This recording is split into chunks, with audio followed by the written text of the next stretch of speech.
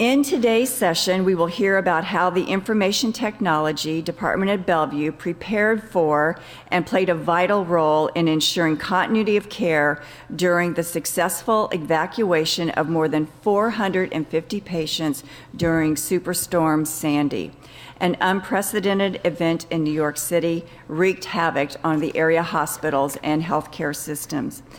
Our first speaker today is Eli Tarlow, is the Chief Information Officer for the South Manhattan Healthcare Network at New York City Health and Hospitals Corporation. In this role, he is responsible for technology leadership for Bellevue Hospital, as well as other hospitals and long-term care facilities. His experience spans academic medical centers, multi-hospital setting systems, as well as management consulting and IT outsourcing. Prior to NYC Health and Hospitals Corporation, Eli's experience included serving as Corporate Director of Information Technology at Continuum Health Partners and Senior Manager of Information Technology at New York Blood Center in New York City. He holds his undergraduate degree from Touro College and is CPHIM Himss certified.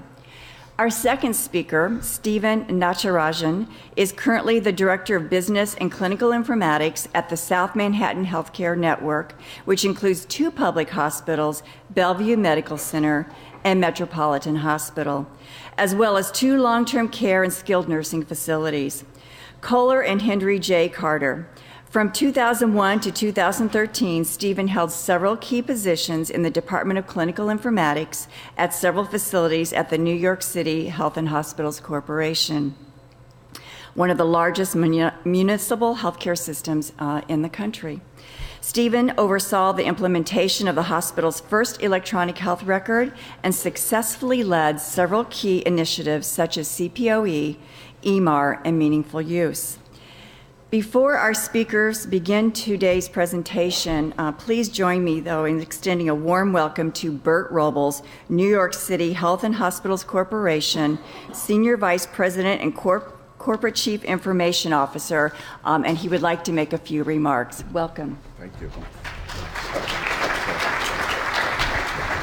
Well, good morning, and thank you for your interest. I think you're going to hear a fascinating story about what we endured, our colleagues at the site, and as you can imagine, all of you who work at a facility, the effort that it takes to evacuate in a matter of hours 400 to 500 patients to another facility and not disrupt care in a significant and in some cases life-threatening situations.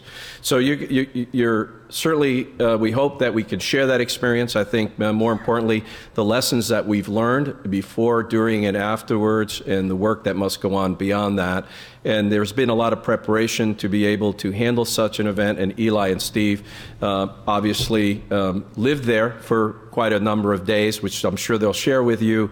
But I was asked to at least give you a sense of our broader footprint and who we are servicing the needy in the city of New York, which one of every 6 New Yorker comes to our facilities throughout the New York City area to get care. Just to give you a quick footprint, I'll go a little deeper. This will give you some sense. These are the 11 acute care hospitals. We have 21 major facilities, as well as over 70 health centers dispersed throughout the 5 boroughs of New York City. We also have a health plan. We are the largest public corporation in our country. We are a $7 billion public benefit corporation, 38,000 employees, 5,000 physicians. We provide medical, mental health, substance abuse services through the acute hospitals, as well as the 4 skilled nursing facilities, 6 large diagnostic and treatment centers, and more than, as I mentioned earlier, more than 70 community-based clinics. We provide specialized care, such as 6 trauma centers. We have high-risk neonatal and obstetric care and burn units. HHC's acute care hospitals serve a major portion of the teaching hospitals for graduate medical education, where we have approximately 2,000 incoming residents annually. And again, we also have a health plan, where, as well as we which covers about 450,000 lives. I think we're approaching actually half a million at this point with the new exchanges and enrollment that's going on, as you all know, as well as we do provide safety net services for the undocumented in our city. Although not on the slide, we do support 137 languages and or dialects for that world or global nation that resides, or all the nations that reside in New York City that we provide care for. 1 in every 6 New Yorkers, you heard me say earlier. Just a quick footprint for those who like some numbers. So we have migrated and still doing work as an enterprise shared services delivery. We were very federated at one time, and more of that activity as a unified enterprise services delivery organization. We have how we are structurally organized both in information technology as well as our operating units as a corporate layer, as well as we're just into 6 operating networks that have any combination of hospitals and non-acute type facilities. Our current staffing is, as you can see the numbers, we're between consultants, which are really mostly staff augmentation, and full-time staff, is approaching 1,000 employees.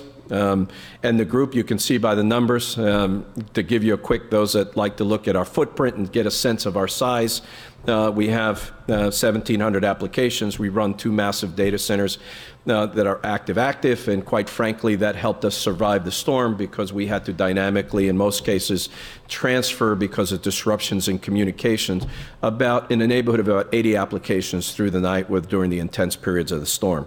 I'm going to, in the interest of time, I think you can all read those slides. You get a sense of our scale. Certainly, what's of most importance is what the story you're going to hear today, and hopefully you'll learn some lessons and some takeaways going forward. So I'm going to turn it over, and thank you again for your interest. And I think we're going to have time for questions. We're going to try to, if you have any, from the audience. So Eli, thank you. Thank you, Bert, and thank you, Dana, for the introduction. Again, on some housekeeping before we begin, I'm going to inform you that neither Stephen nor I have any conflicts of interest to report. So as Bert mentioned, for the staff, whether they be the IT staff or the hospital staff at HHC, we lived through an incredible experience. And this morning I wanted to share with you what we actually went through to help you be prepared if a similar event were to occur at any of your facilities. I mean, this was certainly a learning experience for us. We felt that we were really prepared ahead of time, but we certainly feel like we're a lot more prepared if something were to happen again in a similar vein. So our learning objectives will cover identifying processes, IT processes to have in place when major utilities throughout a hospital or a healthcare facility can fail, as well as when departments within ancillary departments within the hospital can fail as a result of those utility failures. We'll identify which information you need to consider to have available to support a evacuation. And of course, we'll spend a lot of time talking about IT readiness and IT preparedness and the things you need to consider way in advance of a storm or a similar type of a scenario, or even more close to the storm.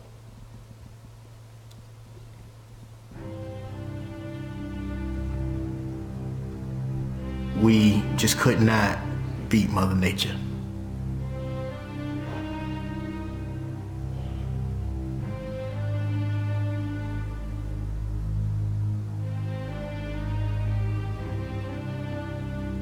The triage nurse called me over because the water had been going over the curb in the ambulance bay. And in a matter of seconds, the wind started howling. Suddenly, it was the ocean pouring into the emergency room. During the height of the storm, the windows were banging. The staff as well as the patients were terrified. So I went over by the elevator shafts, and you could hear the water cascading in through the basement into the elevator shafts. The East River was in the basement of the hospital.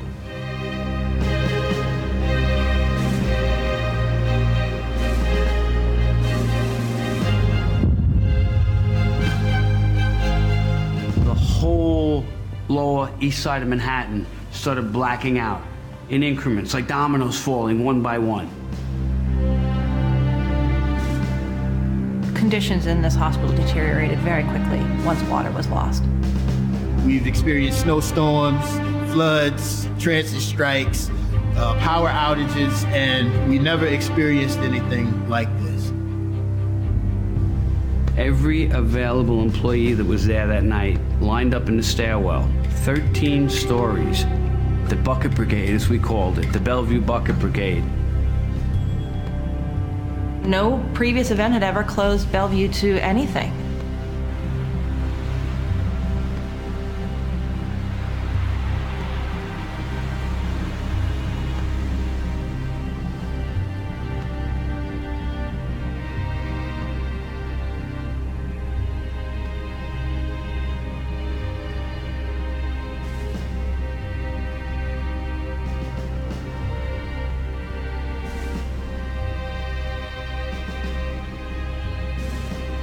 It's never quiet.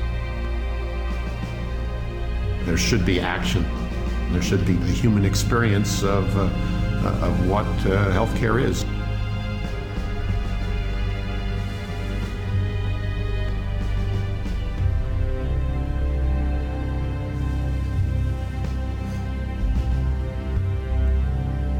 It literally looked like something out of a movie.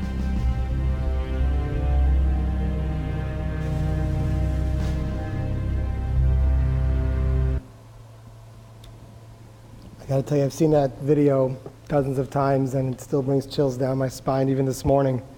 You know, Shakespeare said it was the best of times, it was the worst of times. You know, they say in times of crisis, you can really tell your staff's dedication and their commitment. They either run towards you or they run away from you. You know, we lived there for days on end without showers, and I kind of wondered if I want them to continue running towards me.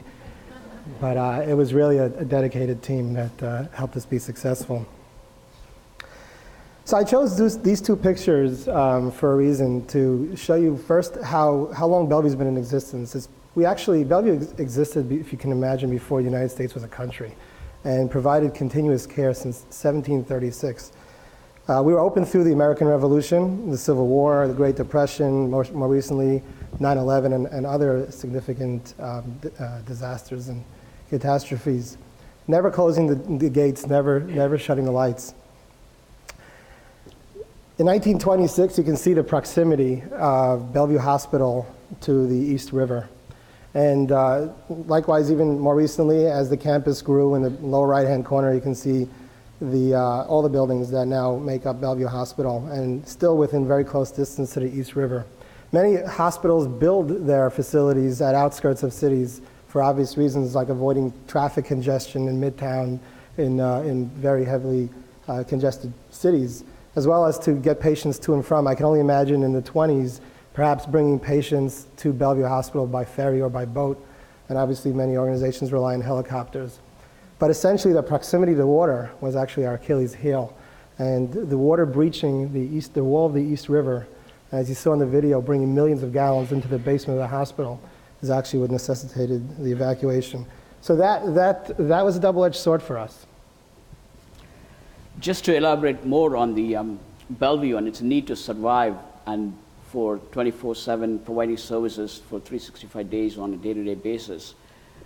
Bellevue, as you have known, must have heard, it's one of the largest psychiatric hospital in the U.S. and provides a key service for psychiatric patients. And not only that, we also serve a population for downtown Manhattan, regardless of their ability to pay or whether poor or rich. And it's vital for these services to be running. And it's also designated as a regional trauma center, and it's very close association with the NYPD. We serve a lot of trauma patients, and it is very essential to keep that population served, and to have to make sure that our services are provided without interruption. And we are also designated as a hospital for UN dignitaries when they visit New York City, our close proximity to the UN office, and also designated as a hospital for a president when he visits New York City. So we serve a whole gamut of population, and it is essential that our services continue without interruption. So it's 2014, and this scene still seems unreal to many, I'm sure to many of you in this room. It certainly did seem unreal to us in 2012. We could not have imagined that it would come to this finale, if you will. But we're seeing more and more of hospitals being significantly impacted or being evacuated. We're, in addition to Bellevue Hospital during the storm, 3 other hospitals in very close proximity to us evacuated as well. St. John's in Joplin, Missouri, were all aware of the tornado in 2011, Hurricane Katrina in New Orleans. So the reality is that we don't think about this as much as a what-if scenario, but a what-when scenario. What do we do in something similar to this, and how can we prepare for that, what we consider potentially inevitable? And a patient evacuation is risky even under the safest hospital conditions. Even under a regular business as usual day when all the utilities are functioning, to empty a hospital out for many different reasons is considered dangerous, let alone under suboptimal conditions. So hospitals really need to stay open or depend on links in a chain to remain open. And any one of those links, if they were to sever, could potentially necessitate the need to evacuate. So Stephen's going to take you through at a very high level lots of the links that were severed in our chain of being able to provide continuity of care. As Eli mentioned, we're not only here to share this story, but also wanted to give you the lessons that we learned, because there are several things that we learned during this disaster. I know that you're sitting here, you may think that this would not happen to you. A disaster of that magnitude might not have come to your city. But you have to really, really be prepared, because the things are changing, and if you're not prepared, you might be not ready to do any of this. What we learned is, like, there are several things that we didn't think about till we had the disaster. We never thought, there could be several different things that we need to be prepared for, but it all came together for us as a perfect storm, as Eli mentioned. The things that we needed to think about is what happens if there's significant utility failures in your organization, if there is a severe electrical failure, or if there is an HVAC failure in the middle of a winter in a cold city where you're not able to provide heat for your patients. Or in a hospital like us, where our ICU pavilion is situated on the 10th floor, and all the ICU patients are there, if there's a vertical transport failure and not able to get the transport services up and do the patient care. Or it could be communication failure, or for us, the most important decision that we have to take to evacuate the patient was when we were sustained there for the generator for a few days, the lack of potable water was the final straw, and we have to make a decision that we cannot continue to provide patient care due to the lack of potable water.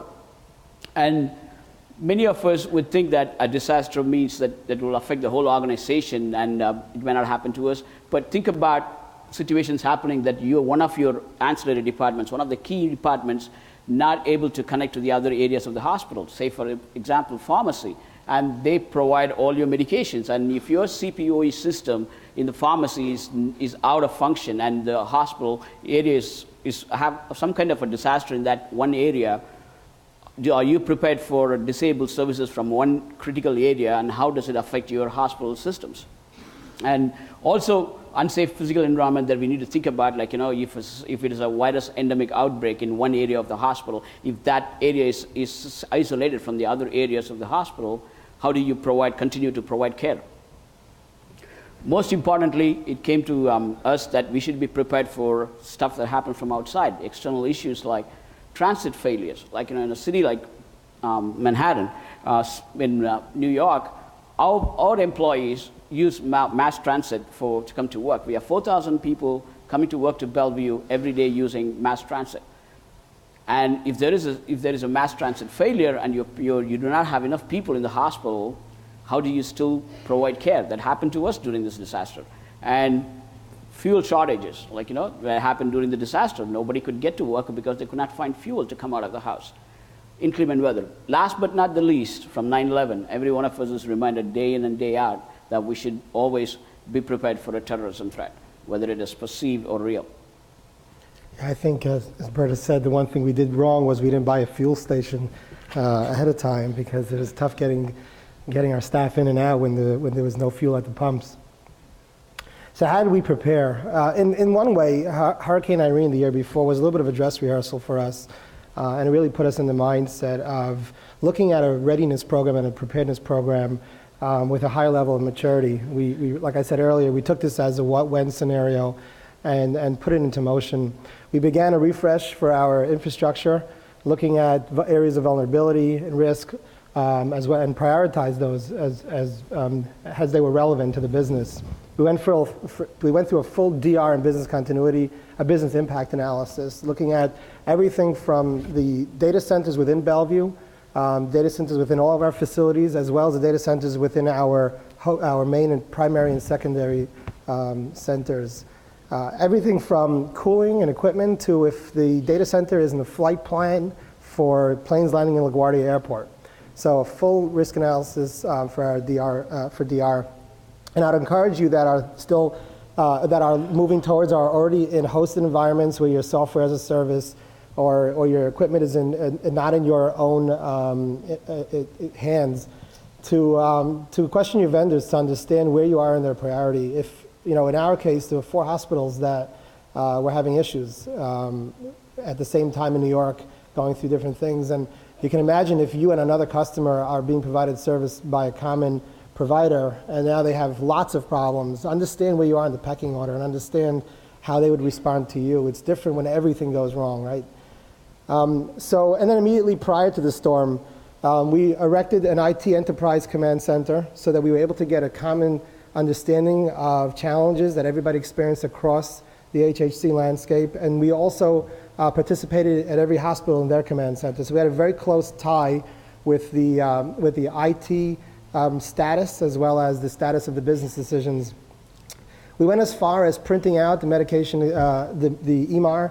Not only did we have it available electronically, but in the event that all else failed, we had it printed out. We had them distributed to the units, to the nursing stations, to the units, to different floors, so that they had it in their hands. And we also refreshed that. So as the days when we were pre-storm and during the shelter-in-place phase, we had them refreshed and passed around. We did the same for the census list, so that at any point of time, any unit can tell what their environment was like and what their acuity of their patients and what the status was. And of course, as I'm sure most of you do, we set up a kiosk area so that if a unit was to lose power for some reason, the staff can then come to this common area, use the computers, log into systems that they needed. Local printers were attached, on-tested emergency power, and obviously we brought in a heavy complement of staff, of IT staff ahead of time, several days before the event. And we have a theme where we call it's the handoff retrieve, so you don't get to leave until you can actually shake the person's hand that has equal skills and experience. Which, it's difficult when you can't get employees in and out of a hospital. You have to really think about ensuring that continuity. So, we don't believe in reinventing the wheel. You've heard that cliche many times. And it really comes down to, how we survive comes down to people, process, and technology. Bear in mind that we are part of a large IDN, so we were able to leverage the relationships and being part of a much larger organization. But think about that. If you're part of other large IDNs, and even if you act somewhat independently, think about how you can leverage your relationship with them during a time of crisis. Or even if it's another organization that's not part of your network, how you can leverage relationships with them to come through. Obviously, I'm sure you've seen in the press, the National Guard was a big help to us, as well as the Office of Emergency Management. So what we'll do next is we'll focus on these 3 elements, the people, the process, and technology, and break it down to show you how each of those areas of focus helped us. So beginning with people, we have the Cisco certified technicians and the Microsoft certified technicians and the DBAs in our IT department. And needless to say, that's key, right? We couldn't survive on a given day without having the certified staff that understands what technology is all about in all the areas. But equally so, we've begun to build an IT department that has a very heavy complement of staff that also come from the business side. So we now include in our staff pharmacists, we have lab techs, we have registered nurses, we have social workers, obviously we have physicians that are part of our team. And what it does is it helps us to really understand the business and helps the business to understand IT. Whether they like it or not, we force the doctors to understand about technology, obviously, at the right level. So we have our technical staff, but we really consider them all providers of care. And like I mentioned earlier, we took a serious approach to business continuity and to disaster recovery planning. We have people that are dedicated to that. So it's not an infrastructure person who can take care of DR for the infrastructure while he's doing all the other things that he has going on. It's people that are dedicated, unbiased, staying focused on preparing all of these services for disasters. So those are some of the attributes that we consider important for the individual members of the team. And obviously during a disaster, the leadership attributes can be somewhat different than business as usual. So we have, thankfully, we have leaders such as Bert and the other executives that have the ability to make decisions on the fly. Obviously, they're based on information and they're right. But we really thrive in an environment we allow the staff to be creative, to come to their conclusions on their own, to present them forward for the leadership team to make the right decision. And obviously, it's identified based on authority. So it's not enough, we were just talking about, Bert and I were talking about it this morning, it's not enough about having the number one person at that level, but I challenge you all that are here today in leadership positions, if a disaster happened back at home this morning, do you have somebody at home that can cover for you and can be involved in the command center right now to make those decisions right as you would? Further on people, you know the saying, we only want essential employees to show up, right? You hear that when there's disasters. Well, we believe everybody in IT is essential. And some of the staff you might think can maybe get away with a day off, like the staff that does training or account provisioning. Frankly, when you have to teach a whole new group of doctors a new application in record time, who can do it better than the people that do it every single day, day in and day out? People that have the skills to train, people that know the processes for adding multiple accounts at a time. The photo on the right, I'm proud to say you really can't tell their faces, but two of those individuals are members of my IT team, and they were actually handing over 5-gallon jugs of fuel, as you saw in the video, 13 flights up to the generator. We had run out of power, and we hadn't run out of power, we had ran out of generated power. We needed to keep the generators going manually with fuel. So if you can try to imagine every single gallon of fuel, I think we were burning it at a rate of a gallon a minute, represented 5 minutes of life. And there's IT staff that are really close to the action. And it helps to know, again, what's needed and to be available. I can't overstress the importance to know your staff, and especially in large organizations, to really get to know the people and really what motivates them, what scares them. Some of the most strongest, people, men or women in your staff can really respond differently during a disaster like this, whether it's because they have issues that have impacted them at home, or whether it's just because of what's unfolding in front of their eyes. So know your staff, know how they would respond we saw post-traumatic stress disorder. There were really changes in people. One of the lessons learned for us that we were thankfully, it didn't impact us, but we're certainly much better prepared, is documenting your staff availability. We have HHC is a very large organization, and we have staff where both members of a couple are actually employed by HHC. So if they're both needed to come to work, who takes care of the elderly, or who takes care of their young children at home? It's not to say they're not dedicated, but they have priorities. So it's very important to know what their availability is. In this case, school was canceled, right? So who stays home to watch the kids? Or if visiting nurses can't attend to the elderly, who stays home with that parent? So know if they really are available, without getting too personal, obviously. Know how they get to work, and have this documented in a spreadsheet. It's very easy to know what your coverage is like. If they announce that all the bridges are closed, you now know that whole group of people are not making it into work. Or if the transit is shut down. So know how they get to work, know what coverage is at home, and again, know how close they are. We had an employee who biked 30 miles from an airport to get into work. That's not me, but hats off to him, but I don't know if many people can do that. Know your long-term accommodations for your IT staff. Like I mentioned, staff arrived on Sunday, well in advance in the storm, and some even the weekend prior. Make sure that the showers, they say an army marches on its stomach, right? How do they get food? Your hospitals are really well organized to provide food for patients for many days on end. But when you have thousands of staff members, IT and hospital, that can't go home or can't go outside to get food, how are they fed? What's the process? Where do they go to get that? Do they all collect in one area? And when there's shifts, what time of day is breakfast right? So think about that. And the accommodations, I try to convince my staff we have male and female dormitories set up, and we've gone through this several times, and they just want hammocks in their office. So, but even after an evacuation, again, know the processes in place for being able to provide continued service when you can't return to the building. So in Bellevue's case, it was an unsafe environment. There were toxic waters in the basement. They needed to do a lot of recovery effort, and staff could not report to work there. Fortunately for us, we had an arrangement with one of our vendors. We were able to relocate 80 of our IT staff quickly to one of our sites. So again, know what your relationships are with your vendors, if you can work that into some of the contracts, as well as with other facilities. And it comes down also to the technical limitations. If you have an environment that you can have remote access, as well as the skills. It takes a different discipline to work from home than it does to work in the office. I can tell you I have 5 kids and it applies to me. Knowing people is critical, but having a process is also really, really critical. Do you have a solid process?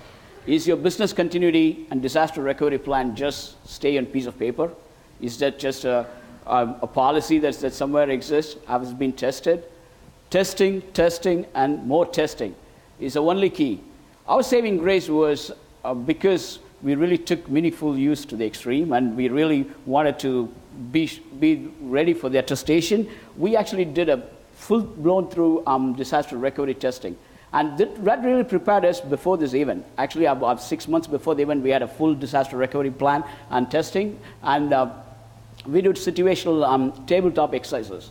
We said, okay, let's imagine that we're having a disaster in the hospital. One of the areas is not working, and how do you react to it? And we actually added different situations to that and say, okay, now pharmacy is out. Okay, you react in this way. Okay, now you have information that lab and the blood bank is also not operational. How do you do that? By going through that exercise and documenting how your reactions will be and what you should be doing, really prepared us for this.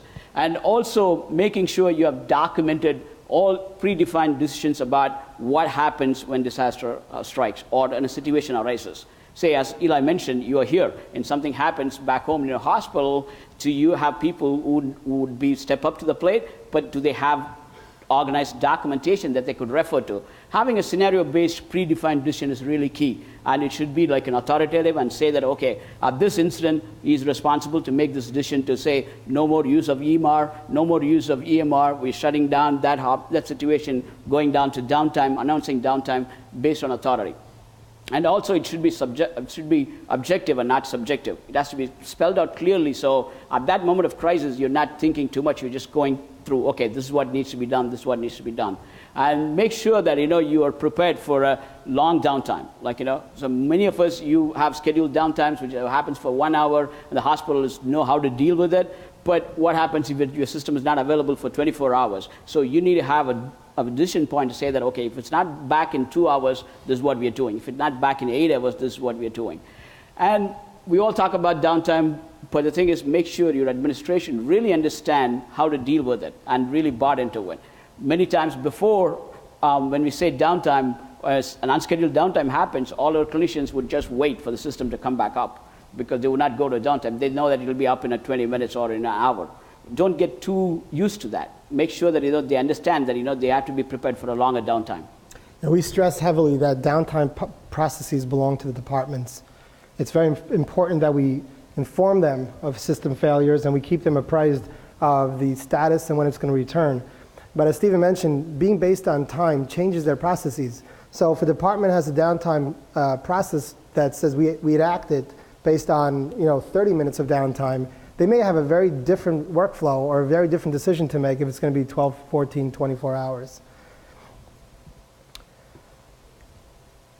As I mentioned earlier, we participate in the hospital command center as well as in the IT command center, so we make sure that there's no gap in that bridge.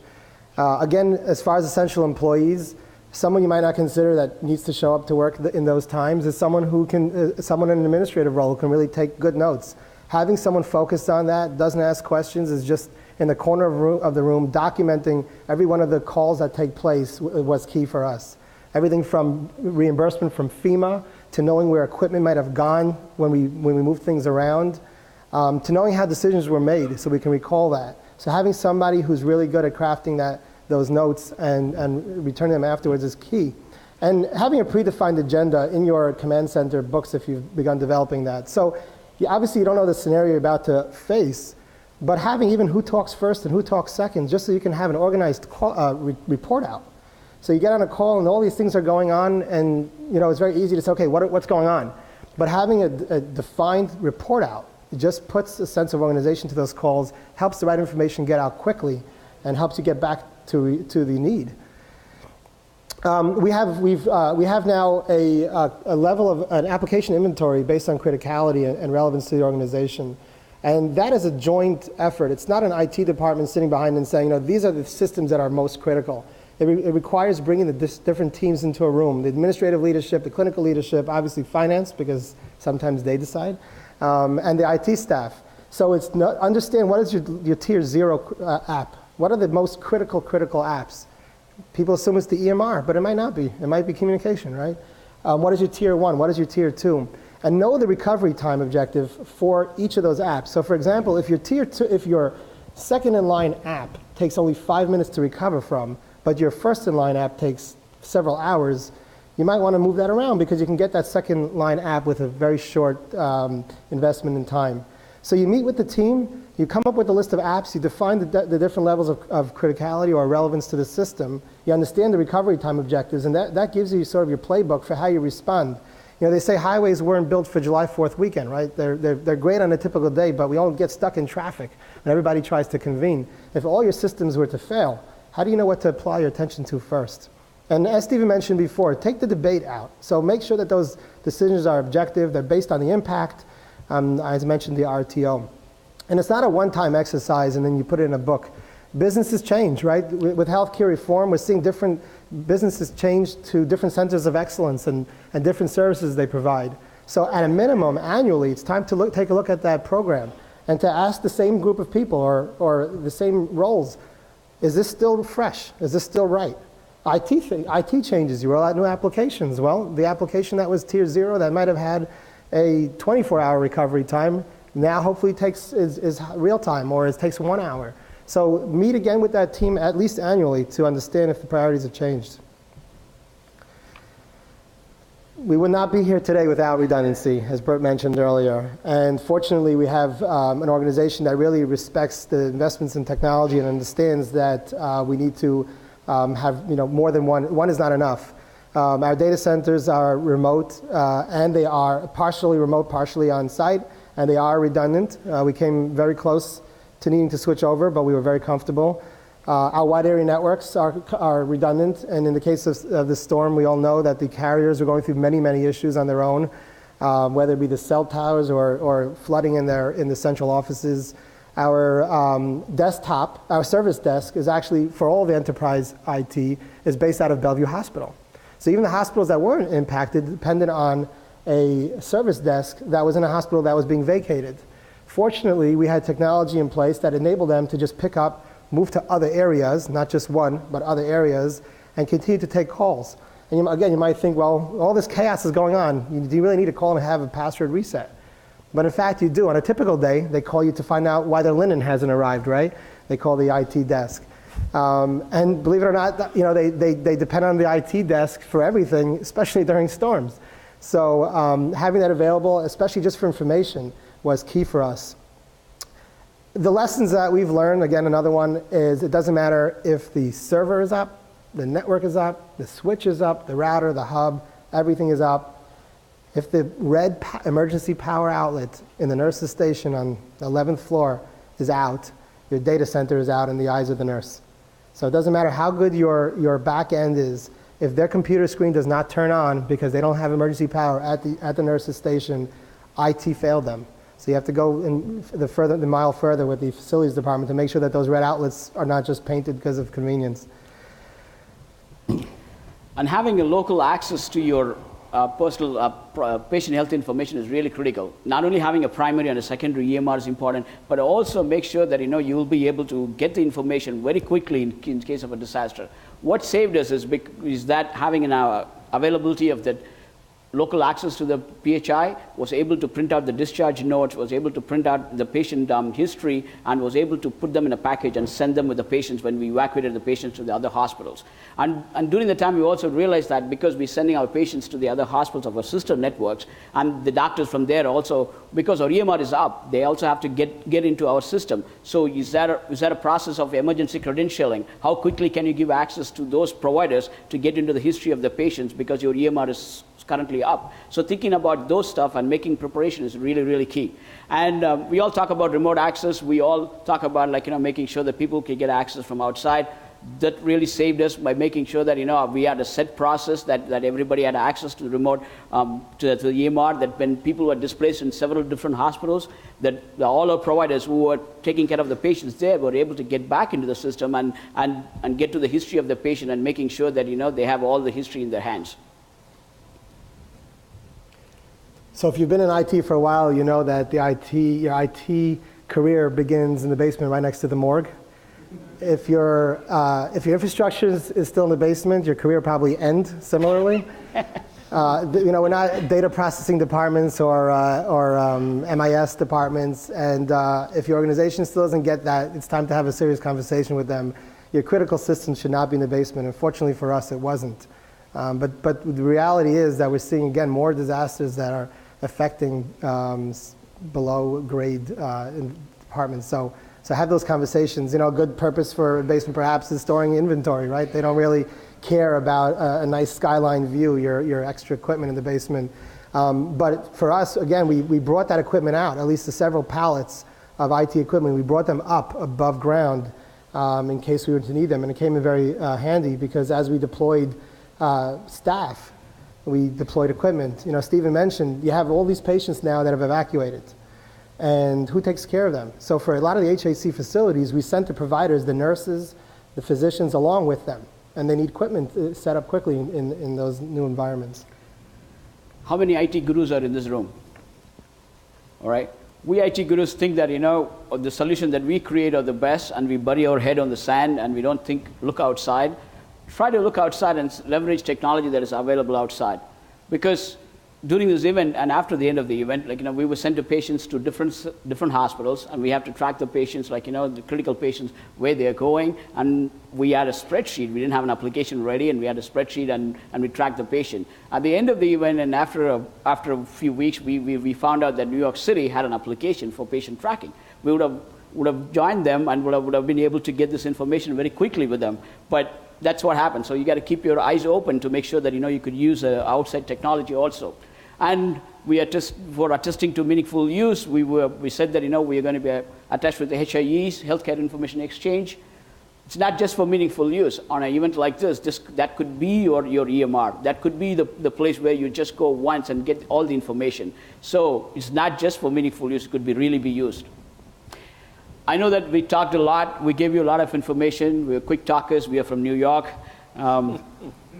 We wish that nobody have to go through that. There's no harm in hoping for the best as long as you're prepared for the worst. Coming from Stephen King, you really have to think about it.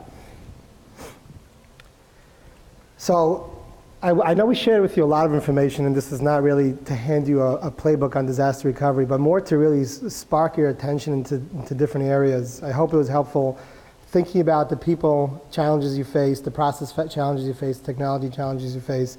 Come to an understanding that this is a reality, that this can likely happen. Regardless of the infrastructure investments you've made in your hospital, the chance of a partial or full evacuation has become more and more reality. I wanted to end with this story, and I think about the story all the time, and I thought it really would bring perspective to how we were successful. So Dr. DeAnda and Dr. Balsam are very well-known cardiac surgeons. And prior to the storm, just a week before the storm, there was a young patient. He was in his late 30s. And he had a ventricular assist device inserted into his chest. He had a life-threatening heart blockage.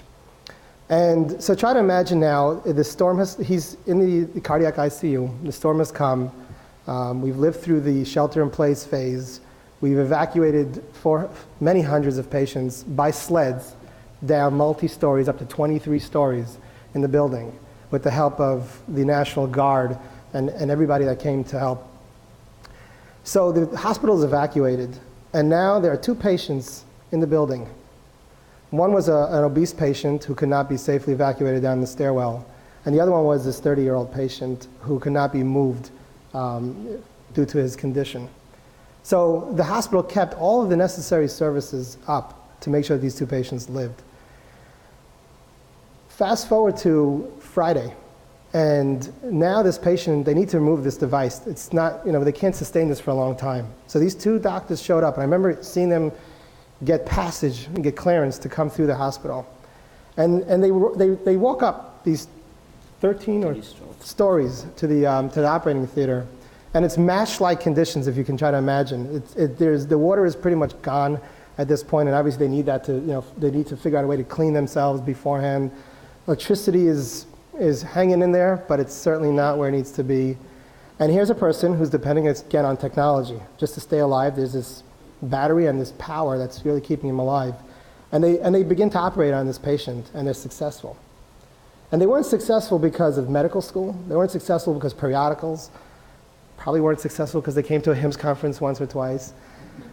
But they were successful because A, their combined training, but B is because they were able to use their creativity. They were able to respond to change quickly. And they were able to really sit down on processes, but they operated in a culture that thrived on creativity. And so I share that because ultimately that was the success for the IT department. We can spend hours talking about our great processes and all the great things that we did to plan and the technology investments. But you don't know what's going to happen tomorrow. It might not be a storm. It could be a tornado. It could be a virus outbreak. It could be HVAC failures. It could be so many different things. So the important thing really is to balance. It's to balance the ability to have those processes, the technology, hire the right people. When you hire the right people, make sure that that's the kind of people that you're hiring that can really, really think creatively under that kind of a culture. And I'm very proud to stand here and say that that's really the IT department at HHC. So 101 days later, we opened up, and it was a day of happiness for everybody at Bellevue. Nobody at Bellevue likes to work outside of Bellevue. I don't know why. It's almost like they just feel that that's home for them. So even when first of all, the patients came back, they were happy. There were patients that went and came back to Bellevue, and there were physicians and nurses and others that went and came back, and it was a great day of celebration when we reopened for business. And we've made some significant investments, obviously, for the infrastructure at the hospital to be prepared for another similar event. So again, I hope this was helpful, and I believe we still have some time for questions.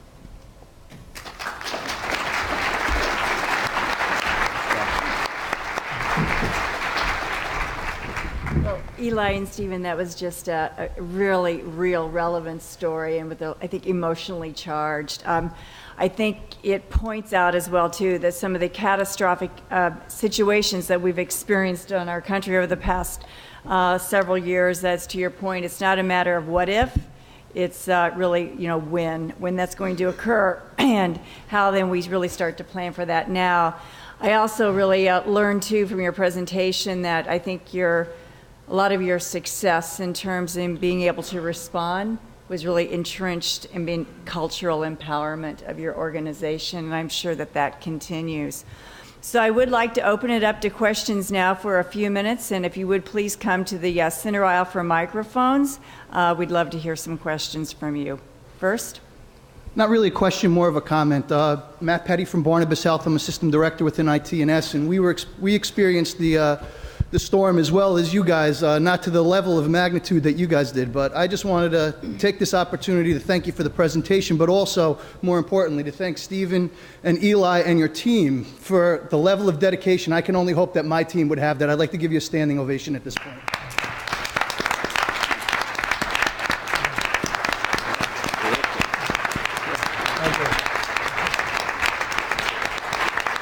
You guys are great. Thank you. Very well deserved. Thank you. Next question. Thanks. I'm John Morrow from GE Healthcare, but as it turns out, I'm a member of the attending staff at Bellevue. And just to echo what the gentleman just said, because I was a little bit closer at the time, you guys did a bang-up job. Can you talk, though, about the continuity of care from an IT perspective for our patients during the 4 months when the hospital was closed, how we provided information for the patients who went to other hospitals, even private hospitals, and more aptly, when we reopened, how you reintegrated information and how you handled sort of not the downtime, but then the sudden uptime? That would be an interesting story, I think, to hear. Yeah, sure. Thank you. Yeah. Okay. So we all have something to say. So I'll start with from as far as accessing care when they were at the disparate locations. We have our primary, our EMR, as well as our PACS and other main systems are available remotely. So for the hospitals that were part of our affiliation agreements, and we were able to, for the credentialed physicians that had gone to other HHC facilities, it was very easy for us. I mentioned earlier, it was really about getting the accounts created quickly. So that was the account provisioning staff. But we were able to provide, they were able to continue to document in the originating EMR and review those images and lab results, et cetera. I'm sorry, the second part of your question was? It would also be good to hear about the patients who went to the private hospitals who didn't have direct access. But how did you reintegrate the information? It's still, unclear to me. How did you reintegrate the information of what happened during those 4 months, and how did you bring the hospital back online? Because that was, I remember, quite a task to bring the hospital back up from an IT perspective. I will answer for the private hospitals. Even for the private hospitals, when the patients were moved to Columbia, we were able to give them the access to get into our EMR, because our EMR was never done. The system was never done at any point of the time, because the systems were hosted remotely. Our systems have always been up. So during the first few days that the patients were dispersed to several hospitals, not only to HCC Hospital, but also Columbia and Mount Sinai. And I worked with those doctors, and we gave them access. So we actually sent them a discharge packet when the patient left. We were able to print out all the information and send that with every patient that left. But also we were able to give the physicians, when they asked for access, to get more information on the patient. So we gave them remote access, quick credentialing, and we got through many of the red tapes, and we made it easy for them to get the patient information as quickly as possible. So since the EMR was never out, so bringing that system back up was not a big issue for us. It was the whole infrastructure that for Bellevue took us time to get back online. Yeah, the only thing I would add is one of the things we didn't plan for, and is really relocating 7,000 employees. Yeah. We never planned for the infusion of people we had to provide access to and working conditions so they can continue to perform the day-to-day duties. So I'd advise you, in our case, we, as you know, we have many facilities that we relocated patients and staff, but we didn't have the physical locations to absorb that level of infusion. So word to the wise, if you're not part of a multi-entity, whatever arrangements with your executives need to be made in local communities, areas, and whatever infrastructure is available, I think that's something, a quick lesson learned. We just never thought we'd have to relocate 7,000 people. Certainly about 5,000 hospital workers and about 2,000, back-end office workers that are all located in the financial district for the most part. So that was quite a challenge. And as they've demonstrated, and I think there's another good reason for interoperability and the ability to share health information, because it became so self-evident. And certainly I had the opportunity to discuss with the state commissioner how important it was to have the abilities to exchange information at a rapid pace, especially when you have to respond to an emergency like we did. Yes, go ahead. Good morning. My name is Michael Davino. I support Navy hospitals throughout the world, and many situations that are similar to what you've experienced, although none to that magnitude. My question is along the lines of continuity of operations decision-making. Where in the continuum of events was the decision made to evacuate? And in your estimation, was it done appropriately? Was the communication effective? And after the fact, are there lessons learned and changes that you've made to the communication and decision-making cycle? Yeah, well, let me start with some of the activities that went on, because we had multiple command centers for communications purposes. Every morning, every evening, the corporate officers were on the line. We're directly, as being part of the City of New York, the public health system, we were also tied to the Emergency Management Office of New York City. So we are constantly communicating amongst each other. But structurally, what we did is every morning, early morning, we met to discuss the issues at hand, and as needed, there was always an open line through 24 hours for communications among the leadership within HHC as well as New York City.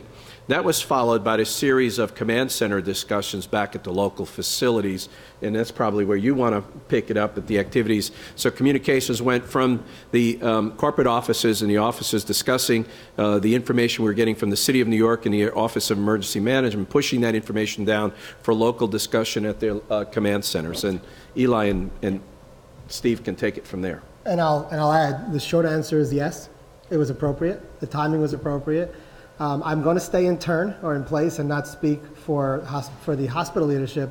But I will share with you that a few things. Number one is to evacuate patients in an ICU is risky, even under safe conditions. So it's not an easy decision, number one. Number two is that a lot of the decisions about evacuating hospitals are based on geographical levels, and sometimes weathermen get those things wrong, and surges and tides. So again, the answer to your question is absolutely yes. The decisions were appropriate. When it was time to make the decision to evacuate, it was because it was no longer going to be safe. It was still safe, but it was taking a turn.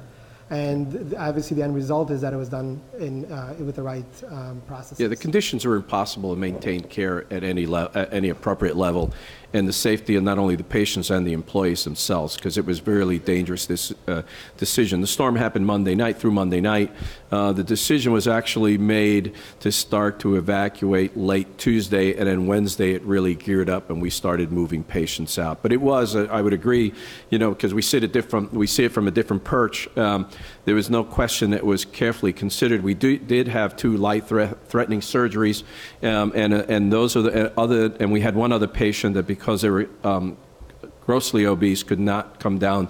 Down those staircases that you saw the pictures of, we actually moved patients down from the floors through those staircases. We didn't have the elevators. And there was one patient we had to sustain. We could not relocate at all. It just wasn't physically possible. But I would concur that we felt we were very deliberate, gathering as much information. Communications is always a challenge. I mean, we thought we did it well, but we look back and say we could have done things better. Is always an issue.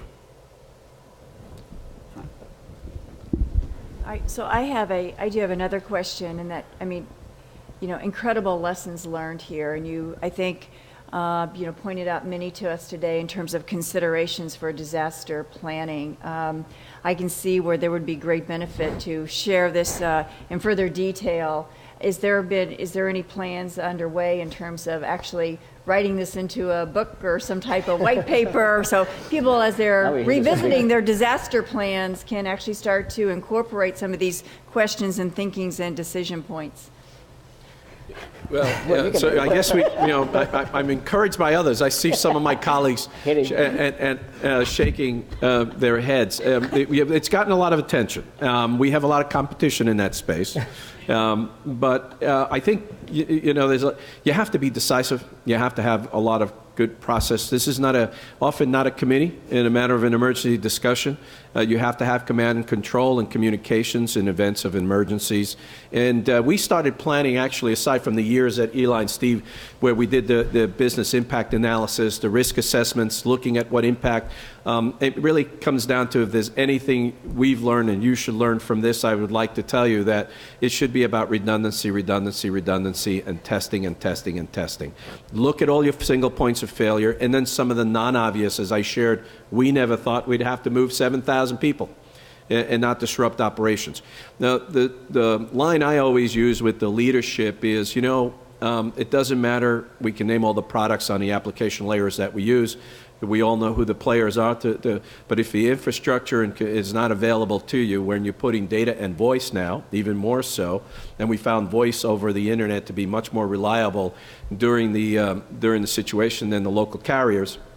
We were very fortunate, although communications could be improved. But there's nothing more than looking at redundancy and testing what you've put in place to be able to, and the dynamic type of software products that you need to be able, not because human intervention takes too long. So wherever you can automate, some of our equipment was not as resilient. Now we still have some of that, but we've made a concerted effort over 4 years to upgrade the infrastructure to the point that we have high assurances, as it did during this storm, that we can rely on it to get to the application services. Great, thank you. Well, that really brings us to our time today. I'm sorry we're out of time at this point, but I want to thank you, Eli and Stephen, and